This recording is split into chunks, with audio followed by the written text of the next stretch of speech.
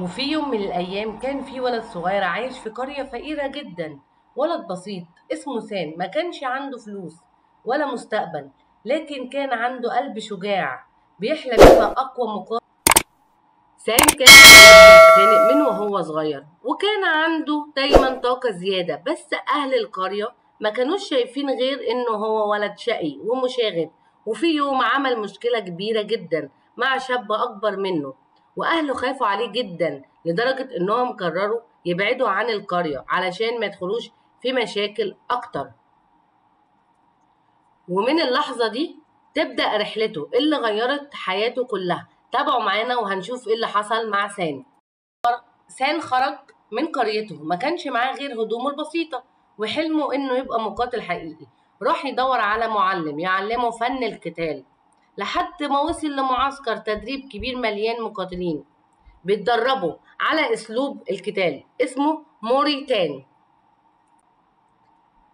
وأول ما دخل هناك الكل بصله باستغراب. شاب ضعيف، هدومه مقطعة، لكن عينيه مليانة تحديات. المعلم طبعا أول لما شافه ما كانش مقتنع بيه خالص، ولما شاف عزيمته وإصراره وافق إن يديله فرصة. ومن هنا بدأت التدريبات الصعبة. يا ترى إيه اللي هيحصل معاه؟ سان كان بيتدرب من الفجر لحد نص الليل، تمرينات صعبة جدا وعنيفة، ضرب وجري وعقوبات بدنية. كان بيقع على الأرض ويتعور، بس عمره ما استسلم، كان بيقوم من تاني ويكمل. وطبعا المقاتلين اللي حواليه كانوا بيضحكوا عليه جدا وبيستهزئوا بيه ويقولوا مين ده اللي شايف نفسه. بس مع الوقت بدأ يثبت نفسه، يوم ورا يوم قوته بتزيد وسرعته طبعا بتتحسن، وأهم حاجة قلبه يبقى صلب. وفي يوم جاله أول اختبار حقيقي، نزل يقاتل، نزل يحارب واحد تاني أقوى منه بكتير جدا.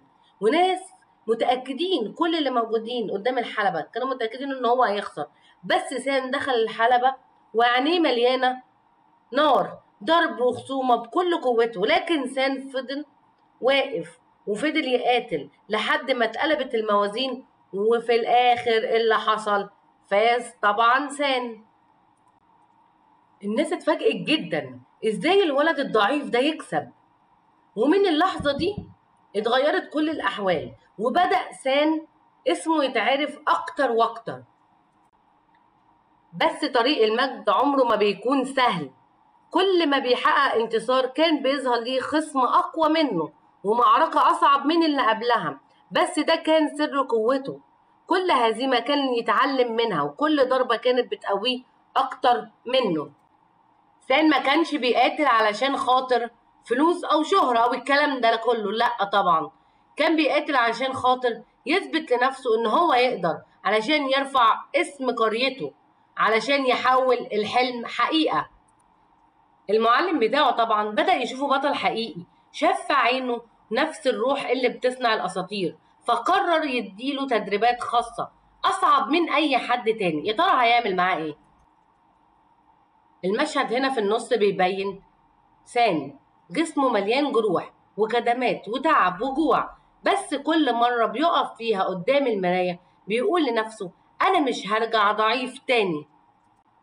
ومع مرور الوقت طبعا بقى عنده اسم كبير جدا في العالم، القاتل يبقى المقاتل اللي محدش يستهان بيه.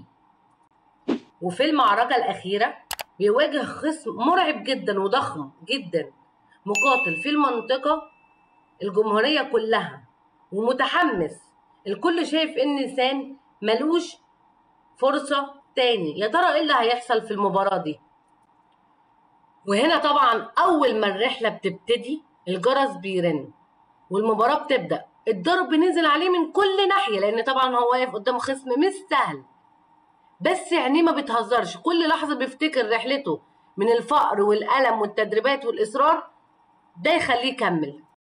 وفي لحظة حماس بيستجمع كل قوته ويبدأ يضرب الخصم بإيده ورجله، والخصم العملاق ده بيقع على الأرض. الجمهور طبعا واقف مش مصدق جدا ايه اللي حصل، ازاي سان هو اللي يكسب الخصم ده؟ ازاي؟ ما كله مش مصدق. وفي الآخر الناس استوعبت وبدأت تسقف له وبدأت تنادي باسم سان. وده كان توجيه رحلته الفقيرة البسيطة بس أسطور من الأساطير القتال. وقصة سان بتفضل درس لينا كلنا إن مهما كان ضعيف أو ظروفك صعبة بالعزيمة والإصرار ممكن تحقق المستحيل. كان معاكم مريم يوسف.